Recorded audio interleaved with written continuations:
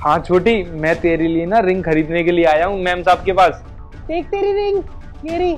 हाँ हाँ हाँ हाँ मैडम, बढ़िया रिंग है, बढ़िया है। हाँ छोटी, मैं आता हूँ ना। देख ली ना। हाँ मैं बाद में बात करता हूँ। ये लो लो जल्दी लो, संभाल के लेके जाना, ठीक है। और सुनो, तुम्हें देखो पता ही है कि हम पूरी सोसाइटी में सबसे ज्यादा फेमस सुनना रहे हैं। सारा सोसाइटी का जितना भी गोल्ड जाता है वो हमारे यहाँ से जाता है। और तुम ठहरे हमारी सोसाइटी के एकमात्र सिक्योरिटी गार्ड।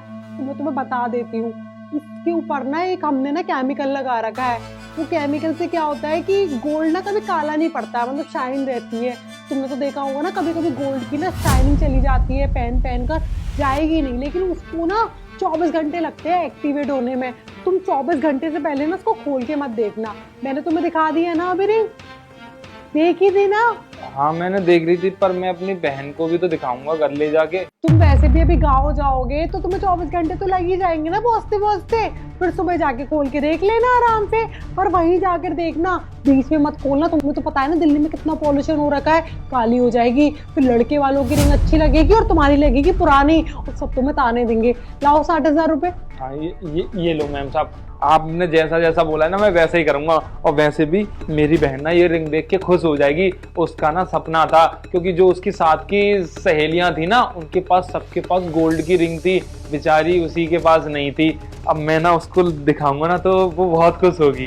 कोई बात नहीं, क्या बढ़िया है, हम भी आएंगे तुम्हारी बहन की शादी में। हाँ हाँ हाँ मैम साहब, आप भी आना। ठीक है, जाओ। हाँ हाँ मैम साहब, आप जरूर आना साहब जी के साथ में। अरे हम भी आएंगे प्रेम तुम्हारी बहन की शादी में। आएंगे ना, वही मैं बोल रही थी कि हम तुम्हारी बहन की शादी में आएंगे। और मेघा, तुमसे मैंने कहा था ना कि प्रेम को अंगूठी देकर उससे 60,000 रुपए ले लेना, ले लिए तुम? ये रे 60,000 ले ली। मैं रख लेती हूँ ना, मैं दे दूंगी। वैसे भी तुम मुझे 60,000 तो दोगे ना घर खर्च के लिए, मैं रख लेती हूँ। दिखाओ दिखाओ, घर खर्च के पैसे है ना 60,000 रुपए। ये तो तुम्हें प्रेम से लेने ही थे, और लेकिन तुमने आधा ही काम करा, पूरा काम क्यों नहीं किया? पूरा काम कर तो दिया, उसे अंगूठी दे दी और पैसे ले लिए। हाँ मैं वही तो कह रहा हूँ, अंगूठी देकर पैसे लेना ये पूरा काम बताया था ना मैंने। उसमें तुमने पैसे तो ले लिए, लेकिन अंगूठी वो कब दोगी तुम प्रेम को? आप ये अंगूठी दे दी मैम साहब ने, आप गलत समझ रहे हो। मैडम ने हमें पहले ही दे दी अंगूठी। एक बात बताऊं, चाहे कोई भी हो, चाहे अपने खुद के सगे पिताजी क्यों ना हो, लेकिन पैसे सोने जेवर के मामले में ना हमें कभी किसी का यकीन नहीं करना चाहिए। ये हम व्यापारियों का उसूल होता है। और तुमने अंगूठी लेने से पहले देखी थी क्या? हाँ साहब, मैंने देखी थी। मैम साहब ने मुझे डिब्बी खोल के दिखाई थी, और मैम साहब ने मुझे बताया है कि इस अंगूठी को ना खोल के मत देखना 24 घंटे तक, क्योंकि ना इस पे केमिकल लगा रखा है, अगर हवा लग गई तो काली हो जाएगी। यही बताया था। अरे तुम इनकी कोई बात नहीं, तुम्हें इतना तो यकीन करना चाहिए था ना। हम इस सोसाइटी के इतने बड़े सुनार हैं, अगर तुम्हारी अंगूठी काली पड़ जाएगी तो फिर हम तुम्हारे रिश्तेदार किस बात के, हम तुम्हारी सोसाइटी में फ्लैट ओनर किस बात के हैं? ये लो, ये देखो तुम अपनी बहन की अंगूठी, कितनी बढ़िया अंगूठी दिख रही है ना तुम्हें? मैम साहब, इसमें से अंगूठी कहाँ गई मैम साहब? अरे वो मैंने तेरे को तो दी थी, तू चोरी कर ली होगी। मेरा बस, तुम्हें शर्म आनी चाहिए। भगवान ने तुम्हें है ना इतना पैसा दिया, इतनी दौलत दी है, फिर भी तुम्हारा पेट नहीं भर रहा। तुम गरीब आदमी हो कि हक मार रही हो। चुपचाप निकाल के दो उसको अंगूठी। ये देखो इसने क्या किया है। इसके अंदर जो फोम लगी रहती थी उसके ऊपर इसने डबल साइडेड टेप लगा दिया और इसको काट लिया।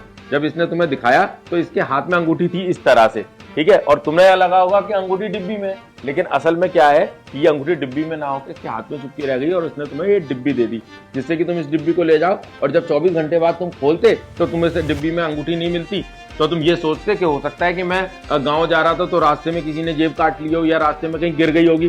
तुम्हें तो इस बात का ख्याल ही नहीं आता कि तुम्हारी ये मैडम, जो कि इतनी करोड़पति है, इतनी बड़ी चोर है। शर्म आनी चाहिए तुम्हें।